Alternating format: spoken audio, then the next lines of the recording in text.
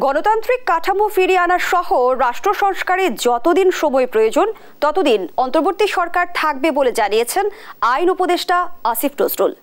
সকালে সচিবালয়ে আইন মন্ত্রণালয়ে বৈঠক শেষে একথা জানান তিনি। বলেন, রাজনৈতিক ব্যক্তিদের গণতান্ত্রিক নির্বাচন আর শিক্ষার্থীদের দেশ সংস্কারের আকাঙ্ক্ষা পূরণে কাজ করবে অন্তর্বর্তীকালীন সরকার। এ সময় আইনগত সংস্কার করে উপযুক্ত ব্যক্তিকে সঠিক পদায়ন দিয়ে যত দ্রুত সম্ভব আদালতের বিচার কাজ শুরু করা হবে বলেও জানান তিনি। রাজনৈতিক দলগুলোর প্রত্যাশা থাকবে যত তাড়াতাড়ি সম্ভব নির্বাচন, আবার এই দেশের সাধারণ মানুষের যে সংস্কার আকাঙ্ক্ষা সেখান থেকে প্রত্যাশা থাকবে এই সরকার যেন জরুরি কিছু সংস্কার করে যায়। সংস্কারের আকাঙ্ক্ষা এবং নতুন নির্বাচনের আকাঙ্ক্ষার মধ্যে সমন্বয় করে যেটা যতদিন থাকা দরকার ততদিনই আমরা থাকবো, বেশিও না কমও না।